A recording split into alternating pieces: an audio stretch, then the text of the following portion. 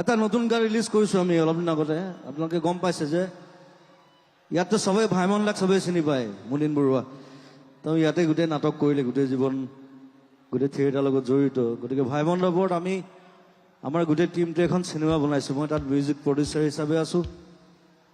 আৰু ভাইমন দাৰ জীৱনৰ ওপৰত, আৰু আজি ভাইমন দাৰ প্ৰায় আধা টীম নহয়, অলপমান মানুহ আহিছে, মেইনখিনি আহিছে। গোটেইখিনিকে চিনাকি কৰি দিম। গানটো গাই লওঁ, গানটো আপোনালোকে শুনিছে, অলৰেডি ৰিলিজ হৈছে।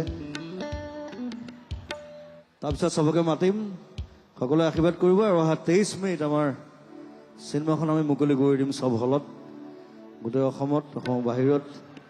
চ' ভাইমন দানো কেনেকুৱা আছিলে জানিবৰ কাৰণে চিনেমাখন চাব। মই বহুত বেছি ভালকৈ লগ পাইছোঁ ভাইমন দাক, কাৰণ ভাইমন দাৰ মই 9খন চিনেমা মিউজিক কৰিছোঁ, 2খন চিনেমাত মই এক্টিং কৰিছোঁ। চ' সেইবিলাক গোটেই কথাবিলাক লৈ পেলাই তেওঁৰ জীৱনৰ ওপৰত এখন চিনেমা হৈছে। কেনেকৈ গোলাঘাটৰ পৰা আহি ভাইমন দা হ'ল, চবেই ভাইমন দা বুলি কয়, বেছিভাগ মানে মুনীন বৰুৱা বুলি জানে। চ' ভাইমন দাক শ্ৰদ্ধাৰে সোঁৱৰণ কৰি, আৰু পাঠশালা হৈছে থিয়েটাৰ নগৰী, সকলোৱে জানে, নাটকৰ কাৰণে বিখ্যাত। চ' এটা হাত চাপৰি ভাইমন দাৰ কাৰণে আৰু পাঠশালাৰ কাৰণে।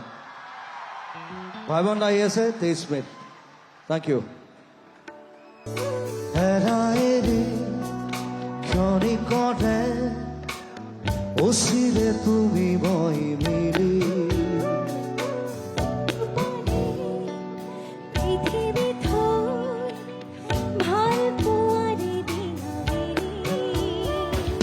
ফুৰিব ফুল আমোল মোল ৰহ ধৰা পথাৰ বিয়পি,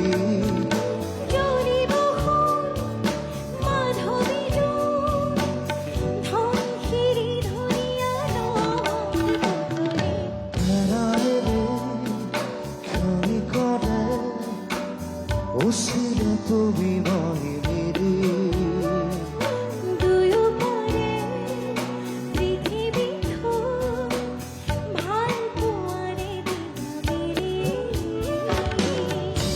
এতিয়া আমি চিনেমাখনৰ ফাৰ্ষ্ট ট্ৰেইলাৰটো আমি কেইদিনমান আগতে ৰিলিজ কৰিছোঁ। আপোনালোকে ইউটিউবতো চাব পাৰিব।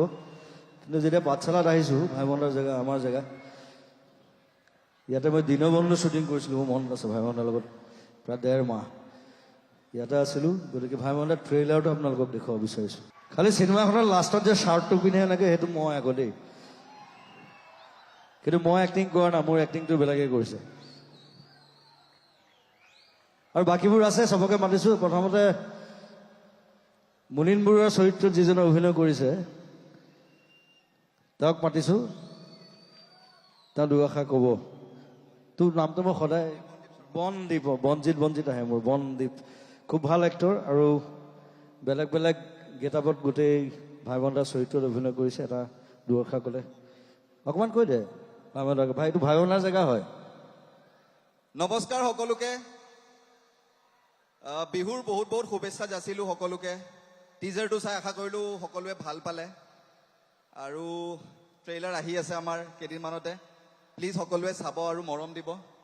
আৰু বাকীখিনি মানুহক, দাদা আপুনি কোনে, এতিয়া মই মিউজিক প্ৰডিউচাৰহে, কোনে কি কি কৰিছে মই ভালকৈ নাজানো। মঞ্জুলা বৌ ভাইমন দাৰ ঘৈণীয়েকৰ কৰিছে, যশস্বীয়ে, মই জানো, তাইৰ নামটো জানো। তাই নতুন এক্ট্ৰেছ, তাই ভাল কৰিছে, আৰু চেহেৰাটো মিল আছে অলপ। আৰু বাকী কোনে কোনে কি কি কৰিছে তই বুজাই দে, তই এংকৰ হৈ জানা। কৌশিক ভাৰদ্বাজ আমাৰ মাজত আছে, তেওঁ প্লে কৰিছে যতীন বৰাৰ কেৰেক্টাৰ। নিৰুপম আমাৰ মাজত আছে, তেওঁ ফেকু তাৰ কেৰেক্টাৰটো প্লে কৰিছে। জয় আগুৱাই আহা, জয় আমাৰ মাজত আছে, জয় প্লে কৰিছে ৰবি শৰ্মাৰ কেৰেক্টাৰটো। অৰ্ঘ আহা, অৰ্ঘ ভাই কেৰেক্টাৰ এটা প্লে কৰিছে। বাকী আপোনালোকে চিনেমাখন চালে গম পাব। উজ্জ্বল, তেওঁ বাণী দাসৰ কেৰেক্টাৰটো প্লে কৰিছে। আৰু গৰিমা বা আছে, গৰিমা বাই আমাৰ কষ্টিউম কৰিছে, বহুত ধুনীয়াকৈ আমাক সজাইছে চিনেমাখনত।